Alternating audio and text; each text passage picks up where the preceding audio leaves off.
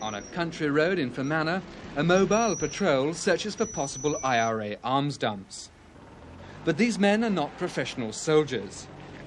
They're members of the Ulster Defence Regiment, the part-time auxiliary force, which in April 1970, under the Labour government, replaced the B Specials. Sneered at by extremists on both sides as the Ulster Disaster Regiment and Callaghan's Army, the UDR has for more than a year been playing a largely unpublicised role in Northern Ireland.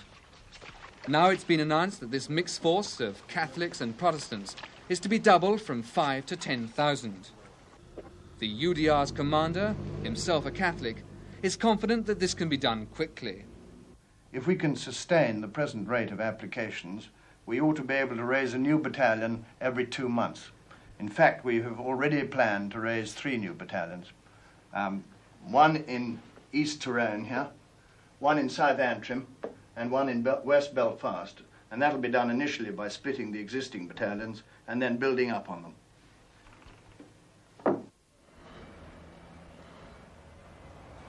Just under 5,000 men report for duty in their spare time at UDR barracks up and down Northern Ireland. At present, roughly 1 in 6 of these are Catholics. When they first join, they must undergo the same 12 weeks basic training course as any regular soldier. And they're paid at the same rate as a regular soldier. They're subject to exactly the same discipline and expected to acquire all the basic skills of the regular soldier. Thank you. Not to mention those other skills so dear to the military mind.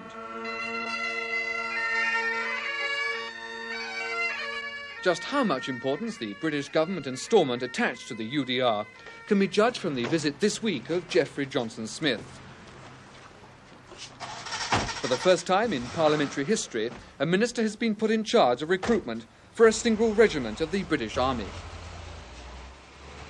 Why is so much importance being given to the UDR at this particular moment? I think a number of reasons, but I think the most important is that we do need more people on the ground in Ulster if ordinary law-abiding citizens are to be able to go about their business. And we think that Ulster people can contribute to this, and one way in which they can do it is by serving the Ulster Defence Regiment, which comes, of course, within the sort of purview and control of the British Army. Well, is this increased importance a purely military or a purely political decision? In other words, if it's a political decision, is it a way of appeasing hardline Protestants who want the B Specials back again?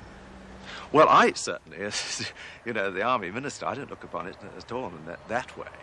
I mean, I think this is a military way of helping to deal with this problem. But at the moment, only 3% are Catholics. Can the UDR ever be an acceptable force in Ulster if you don't get the Catholic recruitment up? Obviously, and this is why I think it's important that the Ulster Defence Regiment should be part of the British Army, because like the British Army, it's non-sectarian, and we are determined to make it so, I mean, to let it continue to be so that we welcome Catholics and Protestants. It's quite true that the number of Catholics coming forward isn't as high as we would like. It's slightly higher than you indicated, and particularly amongst some of the officers or potential officers who've applied. So to that extent, it's not as gloomy a picture as you paint. But quite clearly, one would like more Catholics, and I would like to emphasise that. At your own target. These men are members of the 2nd Armagh Battalion, spending their Sunday on the rifle range. Ready. Recently, they've been equipped with the Army's most up-to-date self-loading rifle. This is a very versatile vehicle. It is fitted for the Browning machine gun. This squad is receiving instruction on the new Shoreland armoured car. Complete with armoured plating and revolving gun turret, the Shoreland is an adaptation of the Land Rover. Like the self-loading rifle, it too is being delivered to all units of the UDR. And to show that the armour isn't just for ornament, the instructor can show where this particular vehicle was hit by machine gun fire. As the security situation worsens in Northern Ireland, UDR men now find themselves being called out regularly 2 or 3 times a week. One sign perhaps of their increasing importance is that they find themselves more frequently under attack from the IRA. Already 2 UDR men have been killed and several wounded. Recently, a patrol like this one in the Mourne Mountains was landmined. On the patrol tonight, I want you to go and have a look at the house in the middle of this wood here. because we suspect that this house has been used by the IRA when they're evacuating their casualties from Belfast down to the south. You mustn't go close to the house in a vehicle, because that'll give away what you're trying to do. So go as far as here, where the road meets the wood, and then debus and walk the rest of the way on patrol into the woods. Colonel Beard is one of the full-time British officers commanding a battalion of the UDR. He and other serving officers are becoming increasingly aware of the UDR's greatest military asset, the unrivaled local knowledge of its soldiers. More and more, the UDR is being used for foot patrols near the border at night. But the significance of the Ulster Defence Regiment will always be more than purely military. When it was first raised, a third of the force was Catholic. This summer, the numbers have dropped to a sixth. And while applications to join have soared to 300 a week, barely 3% are Catholic.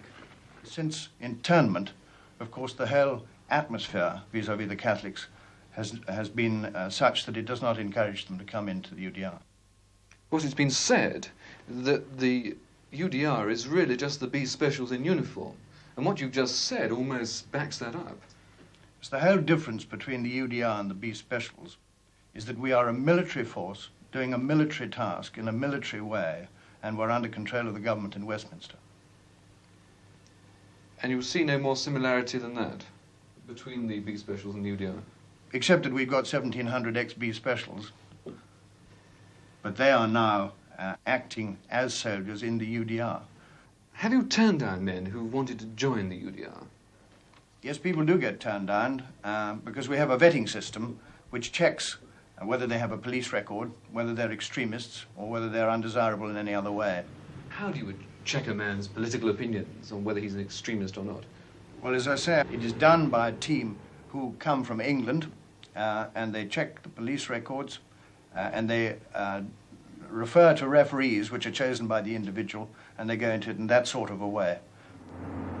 So long as the Ulster Defence Regiment is part of the British Army and subject to control by Westminster, there is little likelihood of its becoming the sectarian force Protestant hardliners would like to be. But unless more Catholics can be recruited, then the UDR may become just one more symbol of a divided Northern Ireland.